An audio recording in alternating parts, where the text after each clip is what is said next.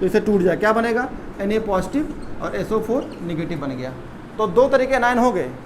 दो तरीके एनायंस क्या हैं, एक एनायन क्या है, ऑक्सीजन रखता है, और एक एनायन क्या है, बिना ऑक्सीजन का है। नहीं समझ में आया, ये मैं समझा देता हूँ, इस साल का सवाल करा देता हूँ।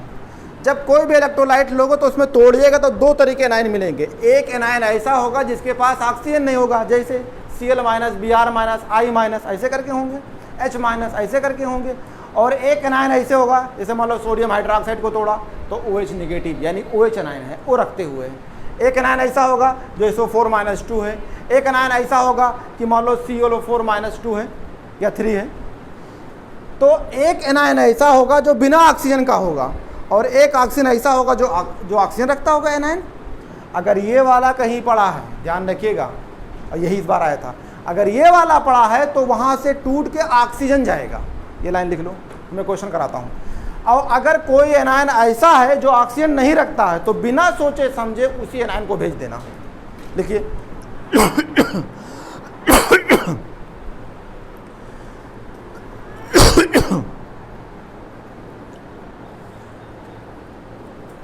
if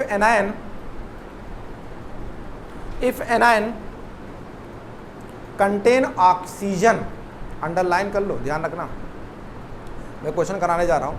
if anion contain oxygen, anion समझते हो ना, जब तोड़ोगे तो उसमें पॉजिटिव निगेटिव बनेगा। तो ऐसा कोई एनायन हो जो क्या रखता हो, ऑक्सीजन। ऐसा नहीं कि O2 पकड़े रहो यार, जैसे किस फॉर्म में होगा, SO4 - 2, OH - 1, ऐसे करके। If anion contain oxygen it oxidise at anodes, underline कर लो, इट ऑक्सीडाइज्ड एट एनोड्स।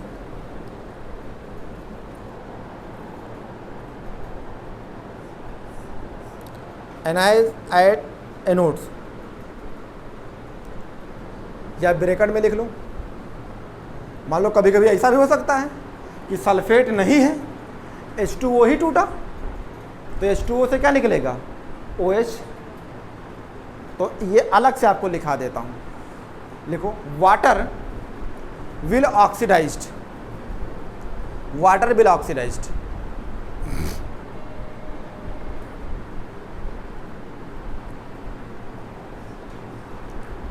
मैं क्वेश्चंस के फॉर्म में कराऊंगा, आपके समझ में आएगा। वाटर बिल ऑक्साइड नहीं समझ पा रहे होंगे।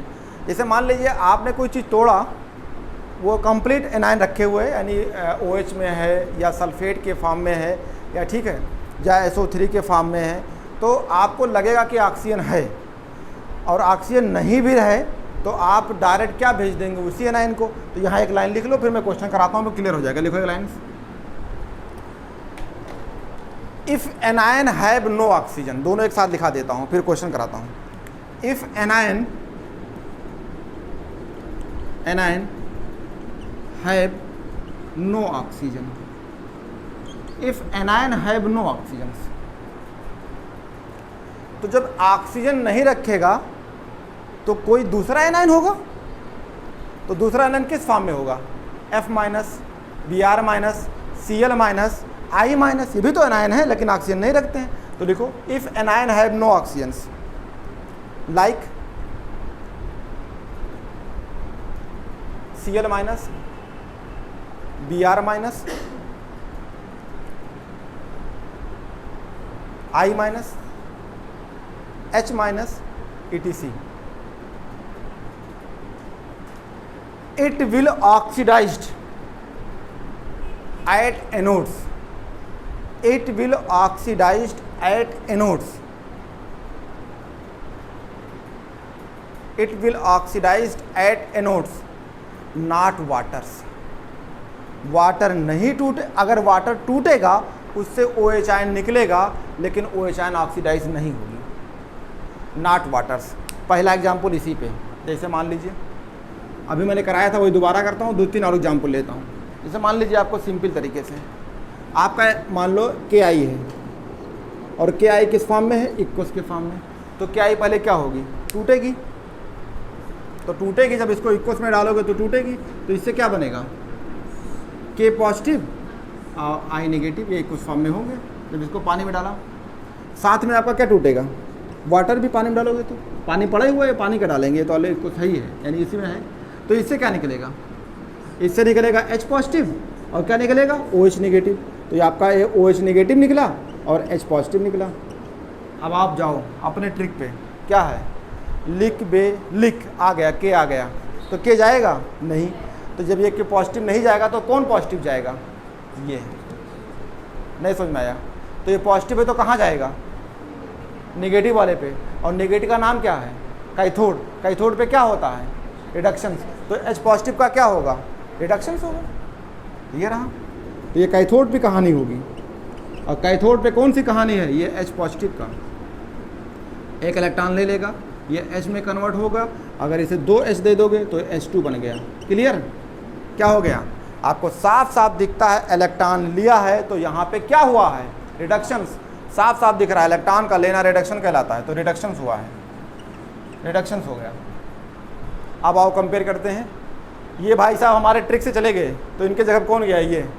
अब ये 2 लोग हैं, 2 लोग का मतलब एक है I माइनस और एक है OH नेगेटिव। किसको भेज दें, I को ही भेजें। क्यों I को भेजें, I कहाँ से था, ये साल्ट वाले का था। तो अगर साल्ट वाला I रखता है, साल्ट वाला Br रखता है, साल्ट वाला Cl रखता है, तो वही जाएगा, अलग पानी से नहीं जाएगा OH वाला।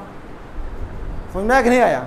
और अगर कोई एनायन यहाँ पे I के जगह क्या लिखा होता, पोटेशियम सल्फेट, तब क्या करते, तो I तो है ही नहीं, तो सल्फेट है, तो सल्फेट का अब होगा, उससे निकलेगा ऑक्सीजन, वो जाएगा। अभी मैं वो लाइन लिखा देता हूँ। तो ये हो गया अब I, तो I के नेगेटिव है तो कहाँ पे होगा पॉजिटिव वाला, और पॉजिटिव क्या होता है एनोड्स, और एनोड पे क्या होगा I माइनस है, क्या कर दे एक इलेक्ट्रॉन निकाल दिया, यानी नेगेटिव से 0 में हो गया, क्या हो गया ऑक्सीडेशंस। और ऑक्सीडेशंस कहाँ होता है, ऑक्सीडेशंस आपके एनोड पे होते हैं, तो एनोड पे हो गया। सही बात है, जो हमने अभी तक लिखा के लाइन आई वही तो मिल रहा है सब। और ये 2I ले लेंगे तो ये I2 में कन्वर्ट हो जाएगा, ये हो गया।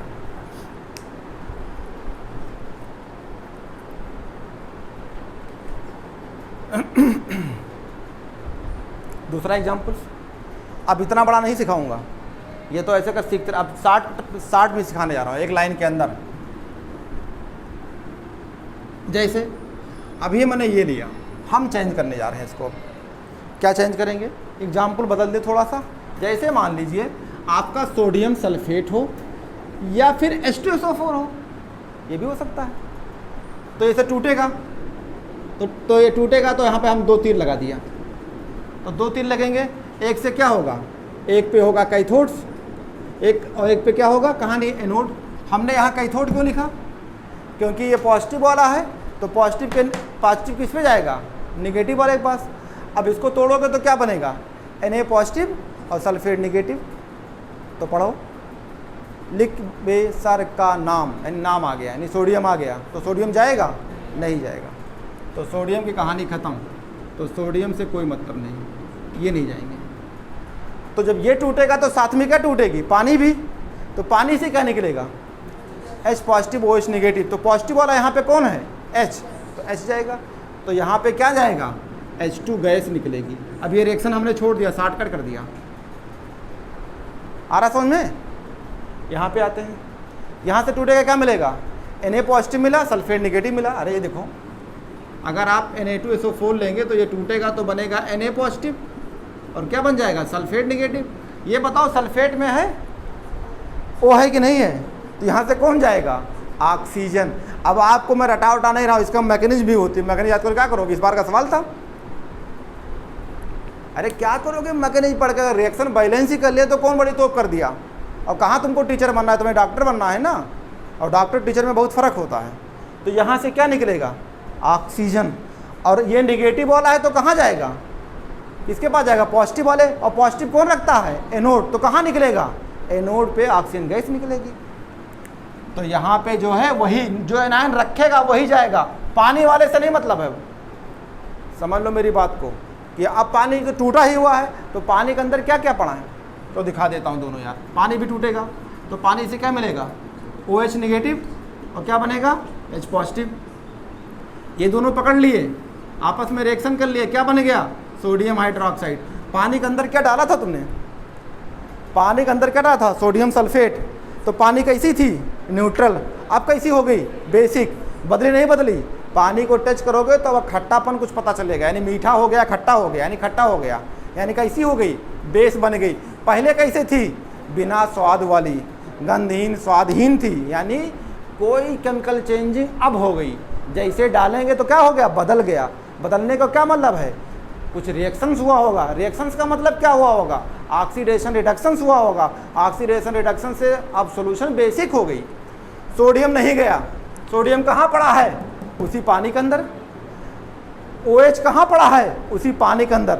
रिएक्शन करके क्या बना दिए, सोडियम हाइड्रोक्साइड। कौन कौन गए, H कहाँ गया, पॉजिटिव है तो कैथोड के पास, और वो निगेटिव है तो एनोड के पास। वो भी टूटेगा, टूटने से वहाँ क्या निकलेगा, ऑक्सीजन, और ऑक्सीजन गैस कहाँ जाएगी, एनोड पे। नहीं समझ में आया, इस साल का पेपर तो क्वेश्चन दो, नहीं रखना पड़ेगा। On electrolysis of dilute H2SO4।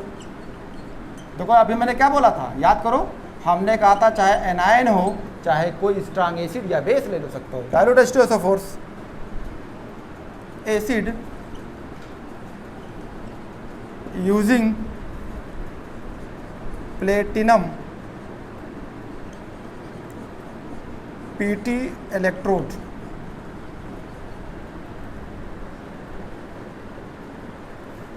electrode, the product obtained at, पहला ऑप्शन है H2 गैस,